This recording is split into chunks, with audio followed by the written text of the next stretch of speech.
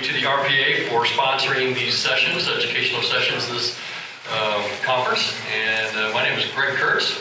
I'm the technical director for the International Ground Source Heat Pump Association.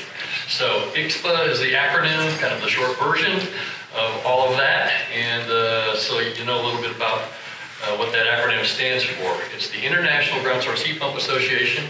And I'm going to do a presentation today to kind of give everybody a better understanding. You hear a lot of talk about geothermal and ground source heat pumps, so I'm going to hopefully bring you up to speed on some of the questions you may have about the technology and the equipment related to it and the different things related to the systems and the benefits of them. So glad that everybody could join us today, and we'll get started. So I have a list of multiple topics. These are the kind of things I'm going to try to go through. Quick little introduction. IGSHPA is a nonprofit association for the trade of ground source heat pump systems. They've been out since 1987, and it is really become the industry knowledge base for the technology. And so we have been out here a long time. We've developed standards for design, installation, specifications for geothermal ground source heat pump technology. And we have also been very instrumental in developing standards for the technology that can be used with code agencies. So we're going to talk a little bit about that today. We also provide a lot of technical training material. So if you're interested in learning more about how to get involved and how to do it correctly, we have a whole library of courses and programs which are available, which I'll talk about as well. So let's get started with just a little bit overview about geothermal as an energy resource. A lot of talk about it. And so let's get into the dirt part of it and just kind of explain it. So there are really three different things people can reference when you talk about geothermal. So geothermal is earth heat energy coming to the surface. And that is done in one of a couple ways. It could be done with utilizing a geothermal heat pump system, or also known as a ground source heat pump system, which uses the shallow temperature zone of the upper crust of the earth. Typically, it's the 500 foot or so up level of the earth. And then we go below that, there's deeper depths where you get the different geothermal heat technology. So that could be hydrothermal, which would be hot water coming up out of the earth, or even steam. Maybe in a rock bed that's very hot, and the steam can come to the surface, and that kind of geothermal energy is typically used with power generation or possibly heating a building. Like I know a few cities have geothermal resources such as the water or steam, and they can do like a central system to heat buildings in the town without mechanical equipment. It's just natural earth energy. But the problem with that is it's not available to everybody everywhere. Only certain parts of the earth have those glaciers, geysers, and steam pockets and so forth. So it's not widely available everywhere, but it is part of the resource that the globe uses. But it's either power generation or hot water. I would say most of it's used for power generation in general. Okay. Now there's a new technology that goes along with that power generation. It's called enhanced geothermal systems, and that's using the deep level earth heat, and it's really a man-made reservoir induced down in the bedrock, down deep into the earth. And so that will be the third type of technology you'll hear people talking about related to geothermal today. So we have three types, and some of them are really limited to where they're available. And it's pretty hard to get at and use, and so it's not widely available everywhere. But the ground source or geothermal heat pump technology is really available to anybody, anywhere. So that's the beauty of that. That is particularly the industry that our association is primarily focused on, just the heat pump side, the shallow geothermal energy. So here's the hydrothermal energy. I'm sure everybody has some familiarity with this type of geothermal energy. It's been out since the 60s to make electricity, and it's usually very high temperature water or steam that comes up out of the earth deep below the surface for that purpose.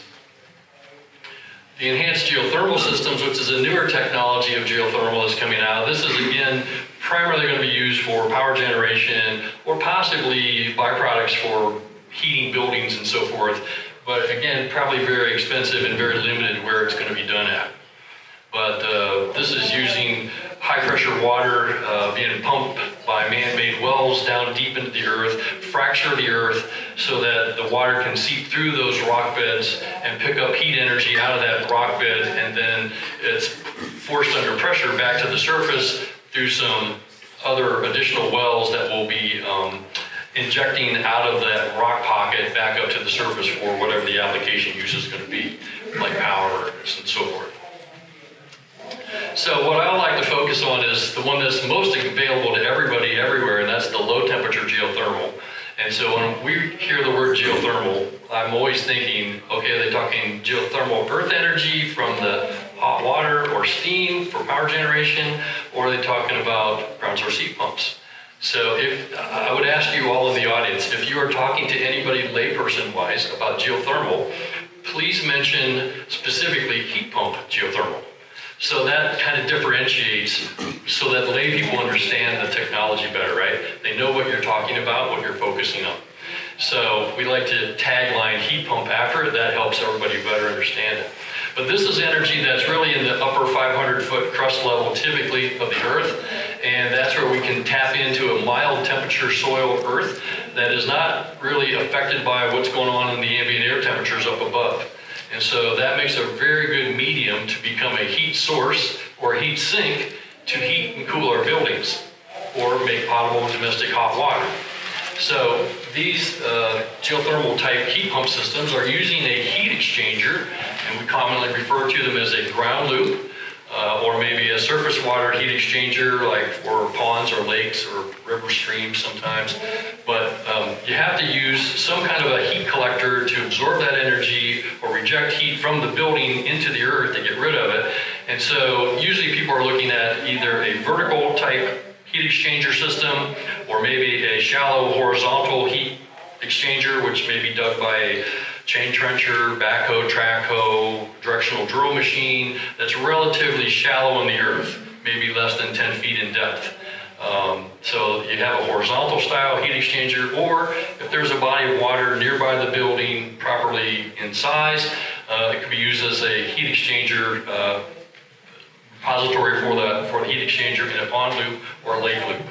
So it's one of three things you're going to pick to put on the building to absorb or reject the heat energy. Geothermal as a technology has been out a long time. This is not new. It's a very mature market. Manufacturers have been making them since the 40s. Probably all of you have used some form of a water source heat pump and didn't even know it. How many have been on a cruise ship and done a cruise and had air conditioning in your cabin on the boat? Anybody? A few of us? So the boat air conditioning system is a water-cooled air conditioner. We probably use ocean water to chill down the refrigeration air conditioning unit. So that's a form of a geothermal unit. So it's very popular. It's been out a long time. The early days before we started getting air-cooled air conditioning systems, a lot of the early units for air conditioning were all water-cooled. So it's not new technology. It's what we've done with the water side that has kind of developed over the years since the early development days that have made it more accessible to use in more places and minimize some of the issues with direct water exchange through the unit by using a closed loop piping system for a heat exchanger so we can maintain water quality, so we don't foul up the heat exchangers in the unit, so we can always keep our heat transfer and so forth. But this is an article from Life magazine I found back in October of 1948. They did an article about a fireless furnace. And this was in, this furnace device was made in St. Louis, Missouri. And the unit was being installed actually by, let me see if I can zoom in on this picture. I don't know if you can see this, kind of grainy because it was an old picture I found on the internet, but there's an old Willys Jeep with a chain trencher on the back of it. And so they actually put trenches in the dirt with a Jeep, and they put copper pipe in the ground to make a heat exchanger closed loop piping system. And so it's kind of interesting how that was done, but you know, back in the 40s, these systems were actually being installed. This one was actually being installed by the article in Jeffersonville, Indiana. So it's south of Indianapolis, And apparently a crew of guys went along, kind of straightened the pipe up and ensure there were no rocks around the pipe, damage it when they backfilled it and buried the heat exchangers. But pretty interesting. You can look it up on the internet. They actually called, I was going to see if I can find my slide note on that. This thing was called the Miracula model. And it was built by a company called General Engineering and Manufacturing. It sold for about $2,000 for the unit. And the copper ground loop was, the ground loop heat exchanger was made of copper tubing. And so I thought it was pretty interesting. The ground was 52 degrees Fahrenheit when they put this heat exchanger in there to heat and cool the building. And the article went on to say that General Motors was actually at that time looking to develop a unit that they were going to label as Frigidaire. So they were going to get into making these units as well. So this is not new technology. To many of us it is. You may think it is, but it's actually been out quite a long time. So now that I've kind of get you a little more idea about the technology and what it is, there are several definitions you're going to hear people talk about in the industry. And so I put up a screen that will kind of help maybe you decipher what some of these terms are that people use. And it's kind of broken up sometimes by categories of people. So a lot of trade associations may bring up the word geo-exchange. They're talking about ground source heat pumps. The legal system, the political governments, a lot of times will talk about geo-exchange. But also it can be referred to as, a geothermal heat pump, ground source heat pump, geo-exchange, a ground loop heat pump, a water loop heat pump, groundwater heat pump, water source heat pump, direct exchange, geothermal with DX. And that's a special one because it's not using water through the heat exchangers in the earth. It's actually direct exchange of refrigerant in a piping system to the unit. And then the earth-coupled heat pumps and earth energy systems. So all of these are kind of vernacular that you may hear people bring up, but usually they're all talking about ground source heat pump technology. So again, the building can be heated or cooled for utilizing ground source energy, and it's usually done by water source fluid-based solutions or a refrigerant. And so with that medium in the earth in a heat exchanger, we can heat and cool the building. We can even make domestic hot water with it. So I'm going to focus, like I said, primarily on the fluid water-based systems, which is the most common. But there are manufacturers that make equipment for refrigerant. They're not real popular, but they are out there, so they work the same way. So this is basically a sky view of how it works. So the Earth is a big solar heat collector. So the sun shines in the universe on our Earth, and that's keeping the surface very warm and comfortable and mild in temperature.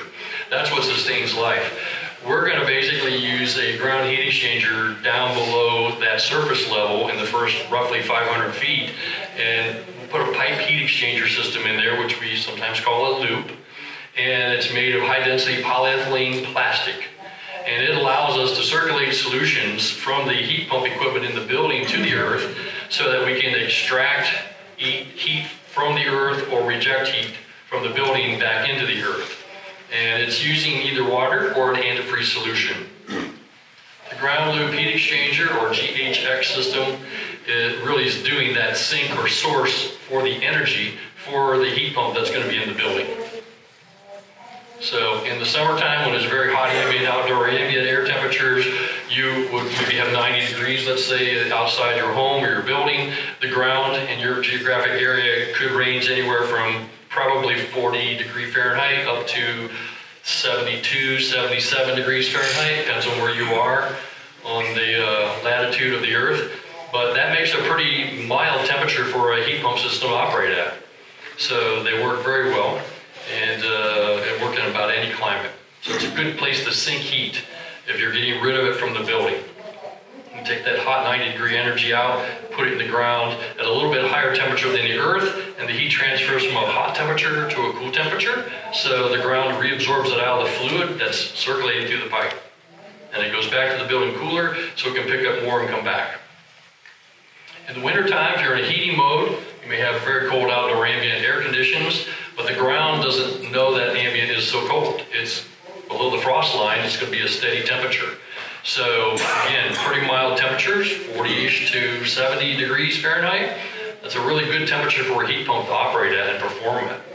And so it's the same process, just reversed. So we're actually absorbing heat from the earth to bring the BTUs in to heat the building. Okay? So the earth really stays very constant in temperature. Here's an example of a natural cave. I'm sure many of you have done a cave or two in your life possibly. And if you ever walk into one, they're usually pretty warm, but not terribly hot. So here's an example of the Natural Bridge Caverns in Texas. And it's around 70 degrees Fahrenheit year-round there with an 85 to 90% humidity level in the cave. But no matter what's going on up above, it could be 90-degree day, the cave's 70 degrees. So it's a really cool, mild temperature spot, which is a really good area to dump heat if you have a hot ambient day and it's affecting your building and making it rise in temperature. You can get rid of that heat energy and have the ground absorb it back. Here's a good map that gives you an idea of different soil gradients across the United States. So, like I was saying, from the 40s to the 70s is pretty common in temperature ranges just below the surface area in each of these market zones. So it's really a good setup for a heat pump system. And these are all at depths less than 500 feet, okay? So once you're below a frost level, if you're in the north where it gets really cold, your ground will frost and freeze maybe, but there's a point, maybe 2, 3, 4, 5 feet down where it's not changing in temperature and it steadies out and you're gonna be at one of these temperatures. Those temperatures are really a direct reflection of the average ambient air temperature for your climatic zone for the year. So that's how the earth kind of gets these different temperature zones in general. Assuming there's not a geyser system coming up right in your backyard. That will be a little different situation in that immediate area. Okay, so that shows you what the earth is like across the globe here in the United States at least. It's very common in other countries. If you're from other countries, you're going to have a similar situation in your market as well. But it's a very mild, moderate temperature, which is perfect for heat pump technology. So I'm going to talk a little bit about the building equipment side, just a high-level view. So typically in the building, you're going to just need a heat pump unit. So these units, as a heat pump, can usually heat and cool. So most of them are reversible air conditioners. So they have a reversing valve in them so they can heat or cool. So you can either take the heat from one side of the unit and dump it to the other, reverse it, and the refrigerant moves the heat the other direction. So we're going to have a heat pump unit. We're going to have probably a hose kit system or piping that connects the unit to a pump. Sometimes we call them flow centers. In residential buildings in North America, that's a very common term for the pump that moves the fluid system. It's called a flow center. And then at the heat pump itself, we're going to always want to have a couple fittings there. Usually there's a brass elbow 90 and a little brass fitting called a PT plug. PT stands for pressure temperature. They're used in the hydronic industry for hydronic radiators and fan coils and so forth to check pressures of the fluids going through the piping. So that gives us a way to measure temperatures moving in and out of the heat pump unit to the fluid system and verify what's going on with it for diagnostics and serviceability.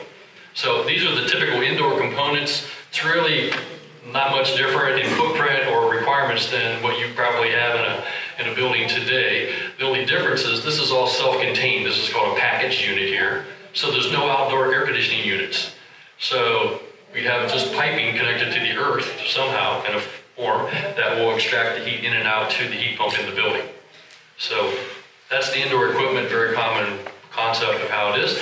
The units themselves come in multiple cabinet configurations, so they make upflow units, downflow units, horizontal units, they make split systems, and these are units that are typically for what's called water-to-air ground source heat pump units.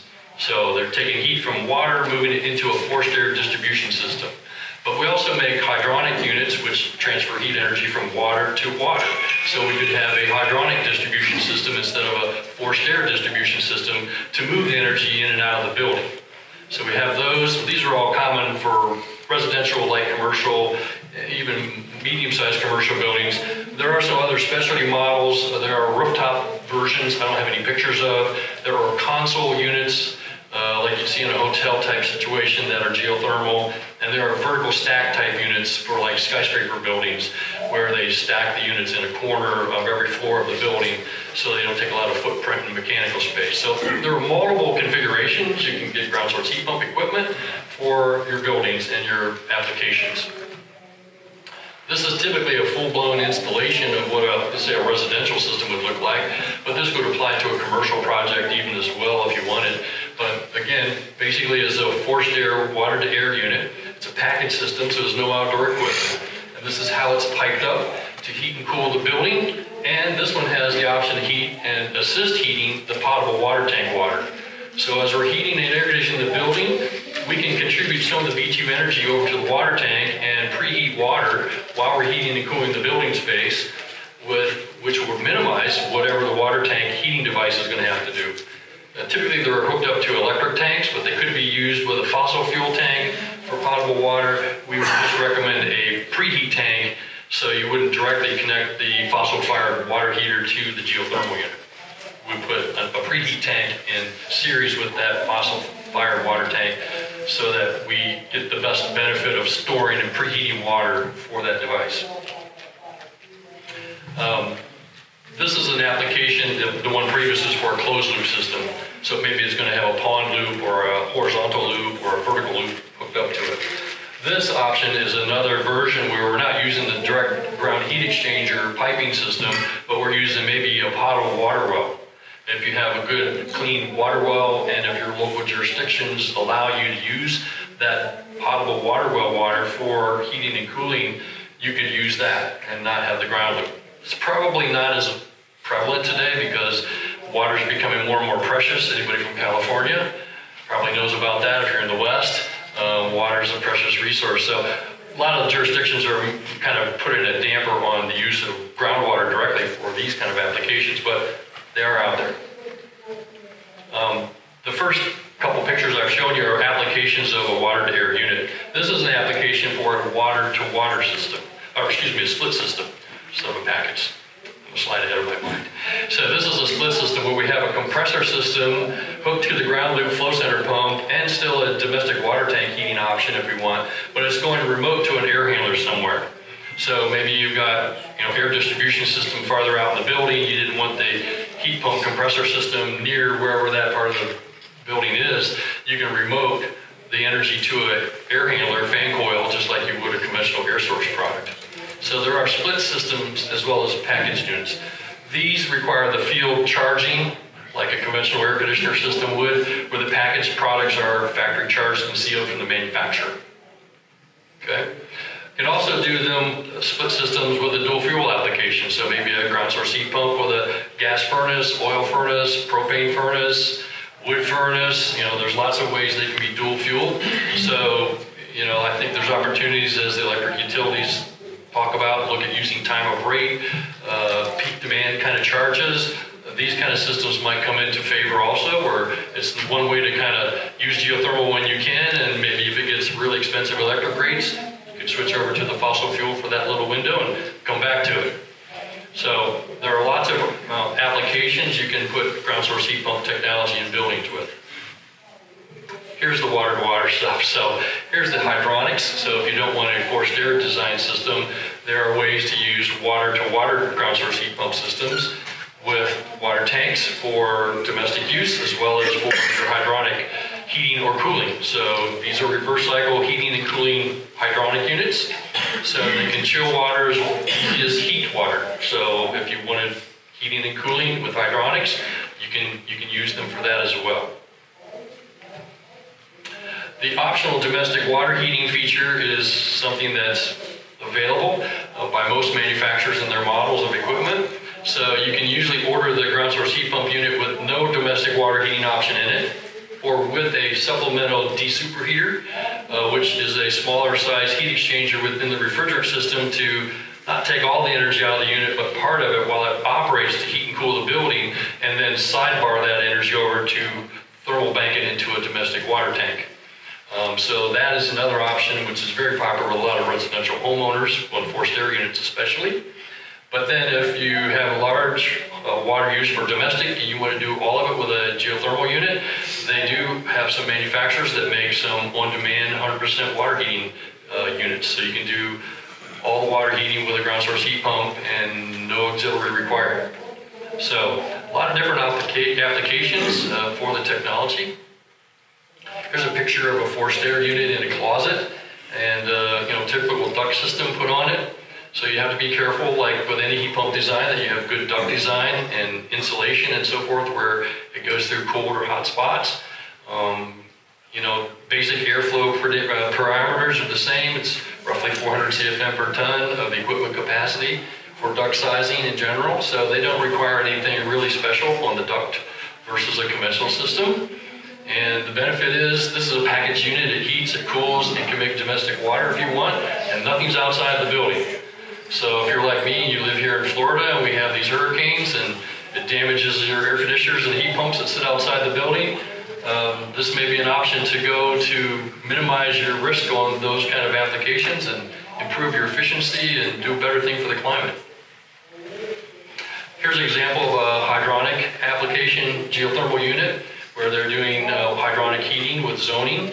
So just like you would do with a conventional boiler system, you can do that with a ground source heat pump system. The difference is that these ground source heat pump units don't typically make super hot water like a boiler would. So with a fossil fired boiler, you probably could have 180 degree type water to your radiation distribution system. With a ground source heat pump refrigeration system, most of them are going to be limited to about 140 degrees, 120 degree max water temperature out of the unit. So the radiation system at a lower water temperature to it may have to be enlarged to get the same BTUs into the rooms to heat the building, the rooms up. There are a few rising brands, design products coming out in ground source heat pumps, which are using new refrigerants, which can even work at higher temperatures. So there are some that I think are getting close to what you see in the fossil fuel boiler markets, but they're probably the new refrigerants, maybe even CO2 units, which are really high pressures, but the technology's out there and they're growing. Okay, so with the water-to-water products, you can do the radiant floor heat. So the Radiant Panel Association, we're all advocates of using this kind of heat. It's a very nice, comfortable heat. So you can use it for, indoors or outdoor applications, even snow melt. You can use geothermal heat pump systems for that. So lots of ways to distribute the energy into the building or around the building with a ground source heat pump, just like traditional conventional equipment. So here's a little better shot of all the different heat exchanger styles and types that are out there in the market. There are vertical closed loops where they drill with a water well truck or something like that to put a small footprint of the yard with a lot of pipe embedded down deep in the earth. So if you have a small property and not a lot of open area to put a heat exchanger around the building, that probably be your best choice.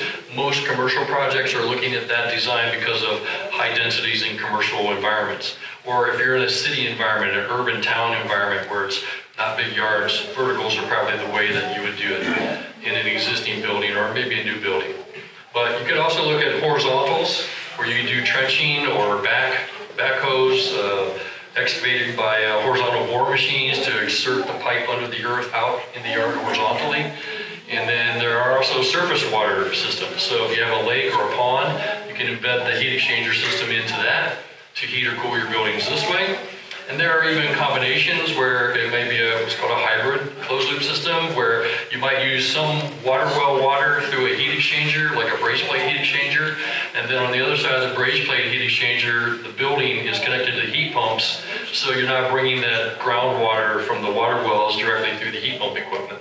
So that'd be like a hybrid system. Or you could do a hybrid system with maybe a vertical or horizontal or surface lake heat exchanger and a dry cooler application. So if you didn't have enough area to do full ground loop heat exchange, you could possibly use a dry cooler in parallel with the ground loop to do the heat exchange that you need. So there are multiple ways to do it. They're all really good things to do if they're designed correctly and installed correctly. The best one that you should use would be probably the one that fits your property for the most economical first cost. So does it really matter, because because you hear a lot of people will tell you, well, vertical is the most best way to go. Well, not really. A horizontal can work just as well and be just as efficient, and you might be able to install it for less money if you have the yard. But if you don't have the yard, it's not an option, so you're going to have to do the other route. So there are multiple ways to connect to the earth with a ground heat exchanger system, and there's really nothing wrong with any of them. You just have to check and see what's available in the yard space where you want to do the system, and check also with your local authorities having jurisdiction about what their requirements are, from maybe setbacks from certain things, sewer, potable water, traffic zone areas around the property, preserve space, so forth. There may be some setback requirements, so that'll help when you look at a job project. Try to start thinking about where's going to be the best place to think about putting heat exchangers, and what would I do there. But if they're doing the drilling, you see a lot of industry people talking about drilling. So this is just a good screenshot, shows you kind of the technology that's involved to do the vertical loop systems. There's a drilling truck, and he's probably drilling holes in the ground that are anywhere from 3 to maybe 5 inches in diameter, and they're going down in probably up to depths of 500 feet or so now. And so they'll drill a hole in the earth, and it's really what we call a borehole. We don't care if we have water or not. A dry hole is fine. We just need the hole so we can insert a closed heat exchanger pipe down into that borehole, and then we'll grout that air cavity in the borehole around the pipe closed to seal it, so no surface water pollutants could follow that as a conduit down into a potential aquifer where maybe somebody gets potable water from. So we protect that aquifer by grouting it. And it puts that pipe then in direct contact with the earth so that we can thermally transfer heat energy in and out of the earth to the pipe material, to the fluids, which will go around through the piping to the building and the heat pump system. So this first device here with the dirt pile sticking off the back is actually a soil separator. It gets solids out of suspension from the water when they're drilling. This is a water drilling rig, and so the water has a lot of minerals in it as it's drilling and augering into the earth. In the water column that comes into suspension, they basically filter it through this device, which sorts that heavy solid soil material out of the water column, so they can reuse that drilling water as a drilling fluid to help drill the hole. So it kind of makes a little bit of a spoils area that will be needed, but that's part of the drilling process, and they can haul that away in many cases or use it somewhere on the site. But that is a soil separator from the fluids as they're drilling. And beside the other side of the truck is a trailer with the grouting material. So there's a grout pump system on there and a mixer. They buy grout material like concrete mix type water mix in bags usually, and they have to make a recipe of water, and they mix it all up something like concrete mortar mixes, and they pump it under a high pressure pump and a hose down the borehole with the U-tube U-bend for the ground heat exchanger, and then there'll be a crew that pulls that hose as it's pumping that grout material into the borehole to the surface, so they'll seal it from the bottom to the top with grout. And that protects the aquifers, make sure the pipe is in direct contact with the earth, so it'll be a good heat exchange. So that's kind of the equipment that like a drilling setup is going to be required. Very common in what you'll see on a job site. Here's some more pictures here. They're actually loading the first left picture. They're loading the U-bend. It's on a coil, pre-made up, down the borehole. So the driller's been done drilling. They're inserting the U-bend of pipe to make a circuit of heat exchanger down in the earth. So they're inserting it there. And here's a picture where it's actually down in the earth in the borehole. There's a couple of pipe tails sticking out. And then here's a picture of the guy with the grouting crew, and he's actually got a pipe down in that borehole, and he's pumping this grout mud mixture in there, which seals it up and protects it. Okay? So that's kind of how that process works. But when they get done, like in an urban environment, such as this building here, you can see they may have used a green space to put the ground heat exchangers in adjacent to the building, but that's basically an underground energy plant, but it's still leaving usable green space for public use to heat and cool the building. And so there's no HVAC equipment really on the roof of the building. Everything's underground, it's all protected. It's not affected by the weather and the ambient conditions that happen. So it really makes sense where we can do that. We have even high density areas higher than this. I know this fall I was up in Brooklyn, New York, looking at the jobs being done in downtown Manhattan. Right along the river there, big 50-story skyscrapers, all geothermal as they built the new skyscraper. So sometimes they're putting the heat exchangers in the pilings under the building that hold the building up. There's lots of places to put heat exchangers and ways to do it today on new or existing buildings. I know some contractors have technology, they can actually put little drill rigs in basements of buildings and drill from the basement of the building on down under the building footprint and retrofit a building. So it doesn't really take property outside the building footprint necessarily to do this. There's lots of ways it can be done. The technology's here, the cost effectiveness is there, so it's another option to look at. So now I'll talk real quick about the performance of how these units perform. And again, the earth really is our benefit. That's our advantage, is the constant temperature of the earth. So there's always a time lag between what goes on in the ambient surface area above the earth surface versus what happens underground in that area. And so we are working off of that time lag of when the earth temperatures start influencing the earth temperatures by what happens in the ambient. And so this chart, I don't really want to get deep onto that, but it's kind of showing the temperature time lag changes in general, and we're always having an advantage by that. This picture, I'll explain a little more. We got multiple colors on the graph. So the first on the legend is a well water application. So that would be like a typical water well we're talking about. Somebody drilling the earth to get potable water out of. If you were to measure the water coming out of that water well, what the water temperature is, it would be reflective of what that climate zone ambient temperature of the soil would be in that area. So in this case, this is done in St. Louis, Missouri, the water was probably 55 degrees Fahrenheit. So the black line is what that water temperature is coming up out of the earth in St. Louis, Missouri, all 12 months, from January to December. So it's about 55 degrees all the time out of the earth. The next gradient down is the red one, and that is for 12 feet of depth. So if you're at 12 feet below the surface, this is a line of what the temperature does in reference to what the ambient temperature does as you change seasons. So it doesn't change that much, you know, from 50 to what? Maybe goes up and down 10, 15 degrees at 12 foot of depth. So that soil doesn't change much because it's farther from the surface of the earth and it's even more constant. But if we came up a little bit to the next gradient, which is at 5 foot, the blue line, the earth does show a little more temperature change with the month of the year as the ambient temperature in that season change. So you see a little higher gradient differential. And if you're up at the 2 foot mark, the green one, it's even more of a swing. So you kind of can see the differences of how it tracks, but there's a lag between ambient change in temperature and what the soil will do underneath to reflect those changes that are going on at the surface. But that's a good enough thing that we got a great buffer that we can take advantage of that advantage and use it with the heat pumps to keep its performance and capacity up year-round. Okay? So the ground source heat pump equipment is rated usually by AHRI if the manufacturers participate in that, and they'll have some charts for their energy efficiency ratings in the ARI data catalogs. Many of them participate in the Energy Star programs, at least in the United States here. So they have a set of criteria of how they want the manufacturers to rate their equipment and come up with their capacities and efficiencies and so forth based on their conditions that performance standard requires. So they're using, in this case, 77 entering water with 80 degrees Fahrenheit ambient air dry bulb and 66 wet bulb. So at those conditions, they came up with a rating for the cooling and then the heating at 32 degree entering water to the heat pump with 68 degree ambient air in the space and a 59 degree wet bulb. So on those conditions, they look at the capacities and performance efficiencies of the equipment on those conditions to the heat pump. They come up with a rating so they can show you what the EER or the COP efficiency is of that equipment.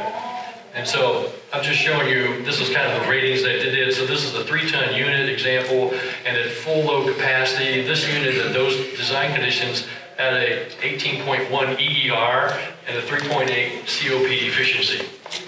So that's their rating, so that gives people a way to kind of compare apples to apples, one heat pump model brand to another one. And so that's what the ARI charts kind of help you with as a designer, to get an idea we can do comparative shopping.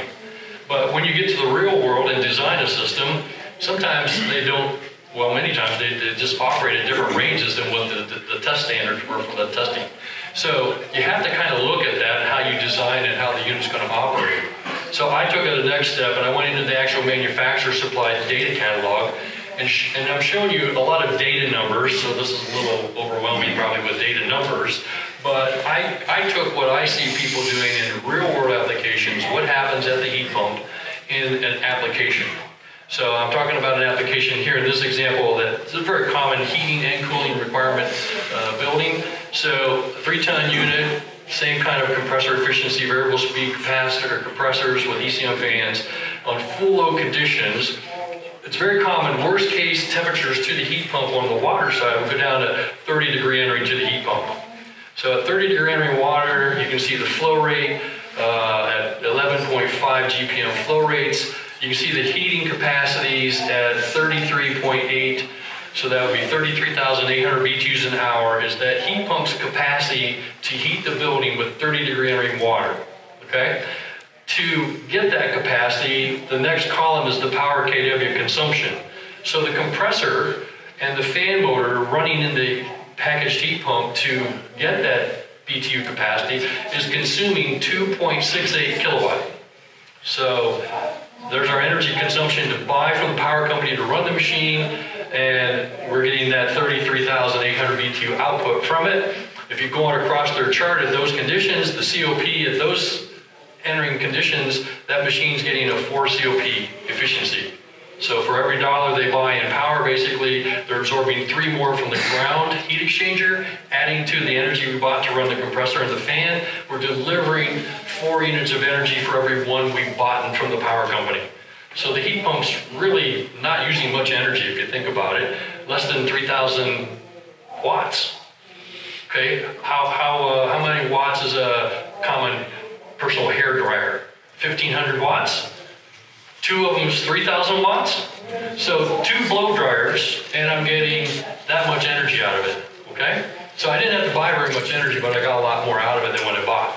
So basically, we bought 8,000 BTUs from the power company to run the machine, and the heat exchanger absorbed 25,300 BTUs, roughly free from the earth as a byproduct. We brought that in and added it to the 8,000 we bought from the power company. We're delivering 33,800 BTUs of energy to the space when I only bought 8,000 BTUs of energy. So that's the beautiful story about how efficient they are and how low of energy they consume. On a cooling standpoint, I got the energy analysis here under cooling conditions. The warmer the water, the less the efficiency, capacity, so forth. But you can see it's 70-degree water. If we've been rejecting a lot of heat out of the building, the earth temperature water came up to 70. I can kind of show you the same data over here, what happens. But things are a little bit reversed in the air conditioning mode. Because in the air conditioning mode, to cool the building, we have to get rid of the BTUs in the building. Plus, we're running a compressor and fan motors. So those devices are using energy, and they're off giving that energy as heat. So we got to get rid of the heat of the compressor operation and the fan motor, plus the BTUs from the building space. We got to get rid of all of that to lower the temperature of the building space. So things are a little bit different on the math side here. So at 70-degree water, we're using 1.68 kilowatt of energy to run the compressor and the fan in the heat pump. And we have to reject that. So that's 5,700 BTUs, if you will, of energy from the power company. The building, the unit was able to absorb 31,500 BTUs from the duct system in the building. We have to get rid of that to lower the temperature setting.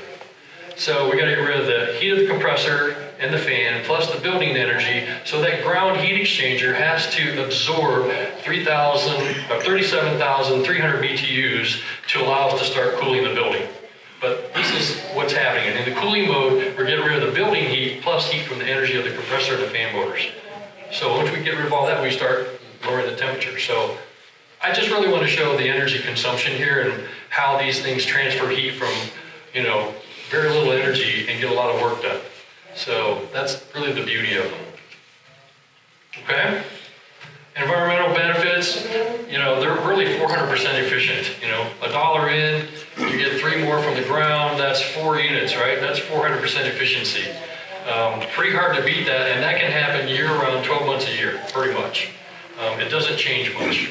So for equivalent of conventional heating and cooling systems, you probably save of 70 to 90% efficiency on those kind of equipment pieces, this, from an efficiency standpoint, is way better from an energy efficiency utilization than conventional systems, even if they're 90% efficient. You're still losing money. What you buy, you didn't get to use in the building. Some of it is waste energy you had to buy just to run the device. Okay? In practical terms, the property owners who can install them can save up to 70% on their heating cost and up to 50% on their cooling cost over conventional equipment. So the economics really do pay off. It works. And the units are going to last longer, and they're going to have less maintenance because the outdoor ambient part of the equation on equipment is not there. You don't have outdoor air conditioner units or heat pump systems outside in that bad weather when it's the coldest or the hottest to degrade their efficiencies, capacities, and so forth, or make them, just corrosion, rust away, and every 10, 12, 15 years you might have to change the units out. So everything's in the building protected, so that's a nice feature. It's really a renewable technology because it's using the sun, solar heat energy, as well as what's on the earth itself. And really the initial cost of a ground source heat pump system is really competitive with conventional heating and cooling systems, particularly if you can use any kind of incentives that governments are offering to help you offset the first cost. But depending on the job and the situation and what incentives might be available to you in your market, it could be a day one positive cash flow story to maybe 10 years to get your return on investment. If you're going to be there for a while, it's not a bad way to go. And you get all these benefits of it. The ground source heat pump itself is really very similar in price to what you would pay for a furnace and an air conditioner. The relative heating cooling part of the equipment is relatively the same. The incremental cost investment to go ground source geothermal is really that ground heat exchanger. What does it cost to put a heat exchanger in the yard or in the property space near the building to do this? That's the only thing you really need to justify if you're thinking about, do I do geothermal or not? Is really, you're going to buy heating and cooling probably anyways. So don't think about that because that's a given. You're doing that. The only thing is we're asking you to look at maybe the additional investment to buy a heat exchanger so you can use this technology, and that's really all you really need to justify. And it usually works out very well in most cases. Very favorable, less than 7 years in most cases for the incremental first cost. And that loop heat exchanger system has a life expectancy of more than 50 years probably. The pipe manufacturers for the HDPE pipe will give you, they're giving the 50 plus years on the warranty on the material. That's the warranty. So the product doesn't wear out just because the warranty's done. It still goes on, right? And we have a lot of cars that we're driving that are out of warranty, but we're still using them. They're still usable and serviceable. Same with the ground heat exchanger. So the plastics will probably last several hundred years. Honestly, I don't think we know how long the plastic will hold up in the earth, but it'll probably be more than our lifetime and then some. Because it's out of the UV sight. If it's buried into the earth, plastics are broken down typically by UV light, and they're not seeing the sun UV anymore. So it's pretty well going to be there probably in a couple hundred years. All right. So in essence, these systems really are unlimited. You can install them almost in any climate zone. The energy in the earth is really inexhaustible. If we all had geothermal globally, we would not exceed the capacity that the earth has to allow us to heat and cool our buildings. It's just an enormous amount of energy below our feet in the earth. All we need to do is tap into it and use it. So there are plenty of reports that kind of back up the benefits of it. Maybe you've seen some of these recent DOE reports, but I wanted to throw them up real quick just to help for those of you that are interested in learning more details deeper. There's 3 really good reports here. If you have access to the websites, you can go to the DOE and get these documents, and they really are a good third-party verification to go along with what manufacturers say, designers say. It's very energy efficient and worth looking into to do. We have tax incentives, obviously, in many parts of the U.S. I know Canada does, probably other parts of the world do as well. Those are out here for ground source heat pumps, as well as a newer technology that's kind of a new trend, which you're all hearing buzz about, and that would be district energy systems maybe, or thermal energy networks. That's another term for the same thing, where it's just a larger block of buildings using energy back and forth through a piping system with water solution to heat and cool our buildings instead of fossil fuels. So there are lots of tax incentives like residentially 25D, commercial is the investment tax credit 48 or 48E, energy efficiency commercial building deduction 179D. If the equipment meets the efficiency standards, these things are all applicable to those in the states here. And it really helps with that upfront first cost. So it's almost, in many cases, you apply the tax credits that are out there, you can justify that loop cost day one, and it's like you can't put in conventional cheaper than geothermal. So something to definitely look at. Our challenges as an industry would really just be getting people to offer it and think about it, really. It's just a matter of helping people understand how they can use it, how they can apply it, what the benefits are of it, and how they can actually understand how this works.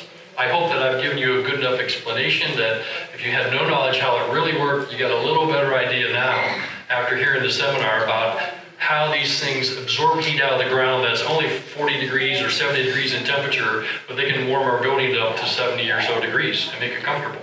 We don't need super hot fuels to do that. The earth is a really good source to just bring that thermal energy in and elevate our temperatures. Or if our buildings are too hot, we can embed that hot energy out of the building into a cooler ground and it'll reabsorb it back. And it does it very efficiently with just a little bit of electricity to move it from one place to the other to operate the heat pump. So we've had some slow adoptions on some certifications and training. You know, people are just slow to get the training and understanding on how to do them. So that's a little bit of a challenge for the technology. You know, people aren't willing to take extra training to learn. So that's a little bit of a challenge for us, but we're getting there. We've got new standards, we've got better standards coming out in all markets, in Canada and the United States and globally. And then people are starting to get on board with, you know, why they need to adopt the new technology and get the training so they can put these in and better our world and better our climate and our environment and decarbonize the pollution that we've been generating as humans. So if we're doing more of that, that's a thing that's starting to happen and help us. We're getting more collaboration, but there still needs to be more between manufacturers, design engineers, contractors that put the thing in, governments to minimize some of the things that, you know, make things dysfunctional to make it easier and better. But we're seeing that, we're educating as an industry association on how to do that. And then obviously just the public awareness side, you know. People are starting to hear about it, but a lot of them are confused because they hear geothermal. They don't understand how we can heat our building or cool our building with geothermal energy. So hopefully what I've showed you today will help you with those discussions and maybe help that public awareness side understand it better, and we can sell more of these technologies to people and use them every day in their lives, in their buildings, and it'll really be a good thing for all of us, I think. So one of the other things is that, you know, the U.S. geothermal energy sector has really been focused primarily on the power generation of things. They've kind of muddied the water when they talk about geothermal and versus us as geothermal heat pumps. People don't quite understand because they don't use the word heat pump. So I'd like to ask everyone to keep using the word heat pumps when we're thinking about heat pump technology and geothermal. That'll help the general public have a better awareness of what we're talking about and how we can do that. We all have refrigerators in our kitchen. That's a heat pump. It's an air source heat pump. It just moves heat one way out of the box and cool it down, and then the heat from the box was put in the back or the bottom of the refrigerator, and that heat energy you feel is what was in the food product inside. It just moves one way. With a ground source heat pump or an air source heat pump that has reversible characteristics to it, we can reverse where the heat energy goes and where it comes from. It works the same. It doesn't take very many parts to make it happen. There are standards and codes, so if you're a designer, engineer, code person, not sure about, you know, understanding what you need to know, a lot of these organizations like CSA and the ICC folks, IGSHPA, all have written a lot of codes recently about standards for ground source heat pump technology. And if you aren't familiar with them and you're a little nervous about how to design or install one, there are books and things out here now that will help back that up on what you need to know and help you with understanding that. The district systems are the next new trend that we're hearing everybody talk about. That is an additional way to get more people on board faster with the technology. May not work in every location. You know, if you're not in a high urban density location, may not be working for you so well out in the country, so you'd probably just use a traditional standalone geothermal system. But this is just a way to kind of combine the cost, spread it and share it across multiple buildings, and reduce our energy requirements from our utility companies and take our energy we got farther. So if you want to know more about the training and how to get involved in the industry, IGSHPA has several education and certification programs. If you go to our website, IGSHPA.org, we've got basic Geo 101 introduction trainings, we've got accredited installer training, these are for residential, light commercial.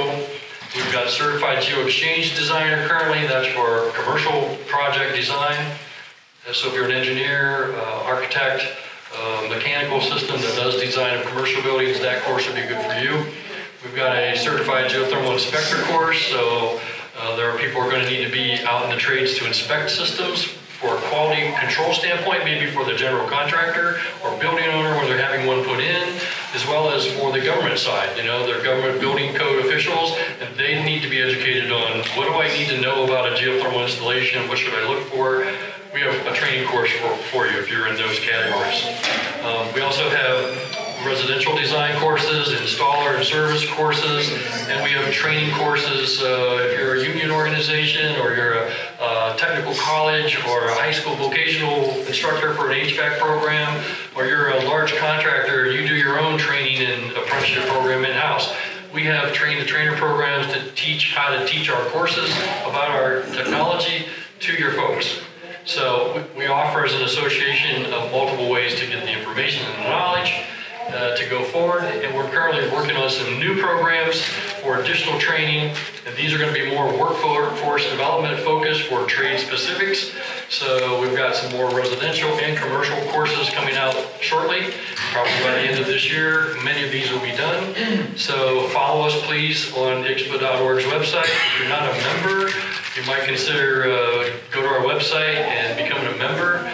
All of our training and related information about the industry we try to post here. So we have monthly town halls and dig deeper webinars during lunch hour, which talks about pertinent topics that are relevant to the industry, as well as we have conferences. So our upcoming conference for the association is going to be over in Champaign, Illinois. And we have over 50 different presentations we're going to be doing there, and 8 different topic tracks for commercial, residential, ground heat exchangers, topics on industry growth, utility, district energy, sales and marketing. And a lot of exhibitors, vendors, a lot of awards. It's going to be held at the University of Illinois campus. They have ground source heat pump systems installed there. We're going to be doing some tours of the campus where they've installed them. And this is a joint conference actually with the State of Illinois Geothermal Heat Pump Association. It's called the Geothermal Alliance of Illinois. IGSHPA is kind of doing a co-partnering with their state association conference with our conference. So we're going to try to get a lot of people involved. If you have the opportunity, you could come. We would love to have you make plans and come on over to Illinois in March. It's just a few weeks away, and it's going to be a great conference. So you're going to learn more and be around more people like me who can help you get up to speed if you're looking for that knowledge. IGSHPA is the place to go. And pretty much wrapping up my presentation. And I did pretty good, John. I'm right at about 4 o'clock. Any questions? Yes. Okay. So, when they decide to go from copper to high density polyethylene, and copper is much more conductive. Yes. Okay, so the question was, when did they go from copper to plastic high density polyethylene piping? When did the industry do that? Well, about the advent of the 1970s, when the plastic pipes and polymers were developed for the gas industry. So when plastic came really of age in the 70s, we got to thinking about, less issues with plastics. They seemed to be very robust and durable. They didn't oxidize, corrode. They weren't near as expensive. They weren't a precious metal. So it was more cost effective. So that's really when that transition kind of happened, going from copper tubing to the plastics that we're using today. There's no performance difference? There was minimal performance difference. We just slightly oversized the heat exchanger versus a copper, but plastic pipe was cheaper than all that expensive copper and making it a little bit shorter for what was happening. So it just didn't pan out to be cost effective. And And the other question I have is about the super. Yes? Do you need a separate pump to circulate from the tank? His question is regarding the desuperheater. Do we need a separate pump to move the water from the domestic tank to the geothermal heat pump unit? The answer is yes. That is pre-packaged in most manufacturers' equipment. So they'll have if you get an option for the water heating in the geothermal unit, most of the manufacturers have that little pump built in to that water circuit, which is a total separate water circuit from the ground loop heat exchanger circuit. So it's included in the units when you order that option. Another question. What's the max depth that you could drill for wells and things like that? So his question is, what's the maximum depth you would drill for wells for the heat exchangers? It's really depends on the depths of what you can drill in your jurisdiction. A lot of states have regulations on how deep you can go. Like the state of New York just recently updated their drilling standards for ground source heat pumps, and they were keeping loops shallower. I think they were maybe around 300-foot depths max. They just allowed them to go to 500-foot plus depths now, and enacted a law that allowed that law to change so that they could get more heat exchanger in a smaller footprint borehole. So it kind of varies by jurisdictions of where you are and what your local code folks allow or don't allow. But you could go probably 1,000 feet or so, but you have to start thinking about the pressures exerted on the pipe and so forth when you're that far down in the earth. So there's some structural limits. You want to look at the piping standards and specifications that we have and the Plastic Pipe Institute have on the different pipe products that are really for ground source heat pump applications, and you can see the answers for that way. How about the minimum horizontal loop? Okay, question about minimum depth for horizontal loop. Typically, you want to get the horizontal loop in an area of soil where it's not directly in the fluctuating temperature zone of the soil.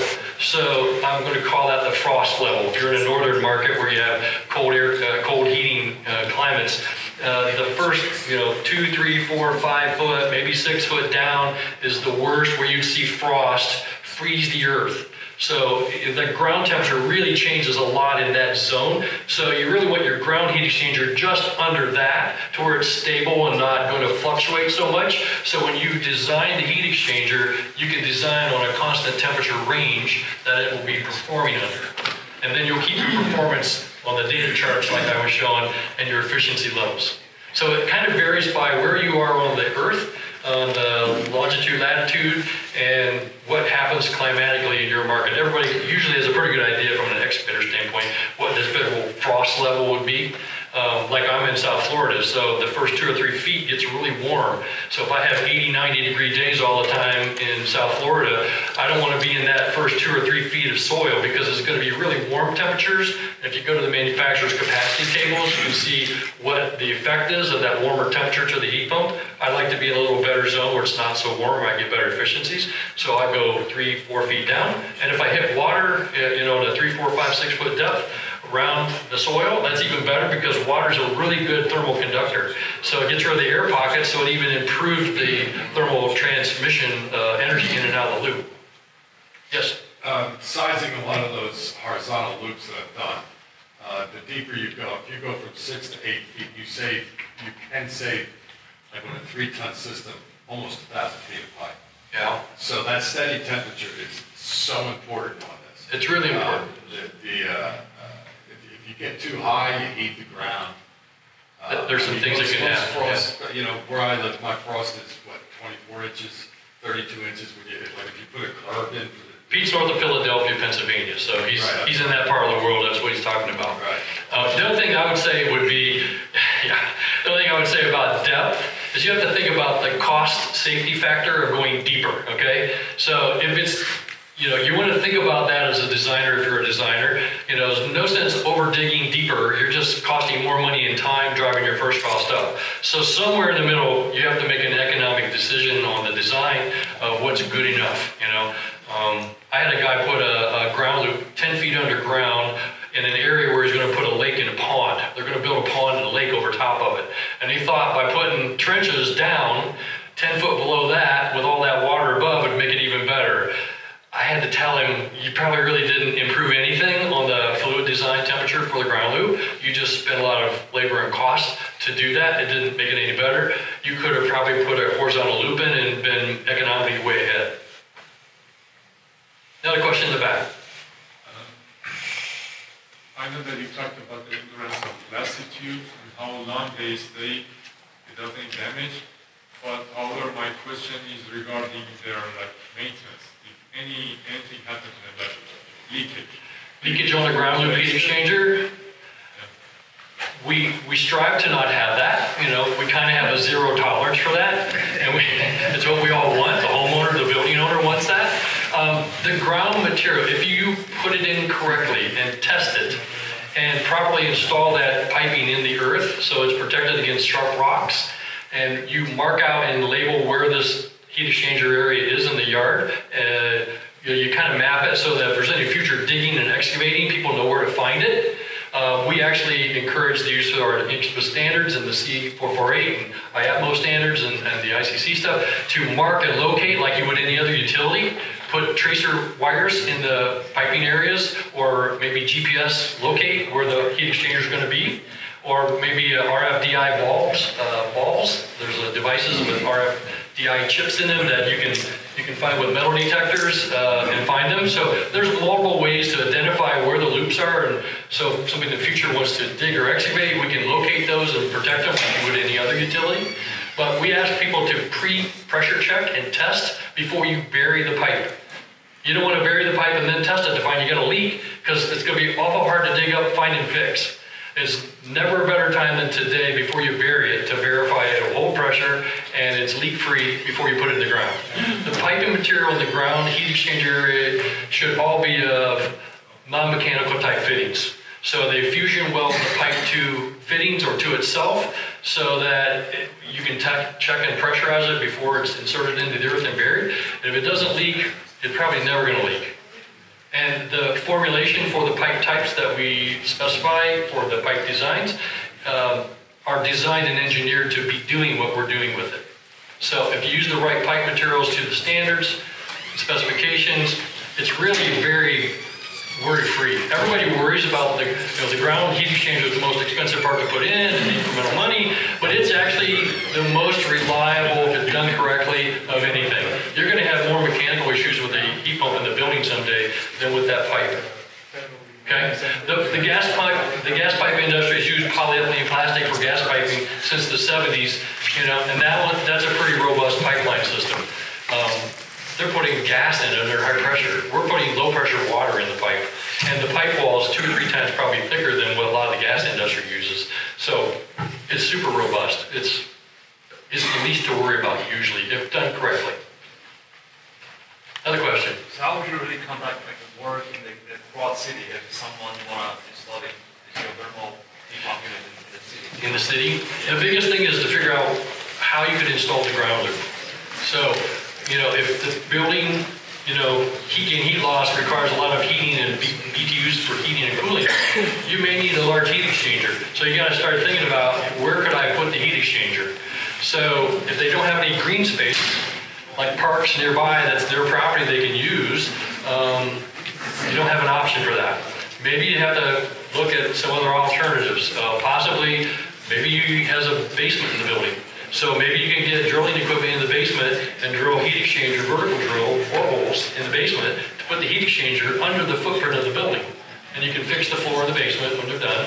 You only drill in 3-inch, 5-inch holes, and they could be capped and sealed back over and use the space. Once it's done, it's done. In an existing retrofit. On a brand new setup, it'll be done before the building pilings and footings are put in, before the building's put up. They come in and pre-do the loop heat exchangers before the building construction begins. Or maybe someday the district energy system pipeline comes by the street and you can hook the building up that way, but that would all be planned. So a lot of gas utilities are starting to do planned pilot programs to pilot some thermal energy networks, and some of those, they're going to learn how to do that and set them up and operate them. And as that goes forward, we're going to see more urban places using it as well that may have never thought they could or been able to do it economically.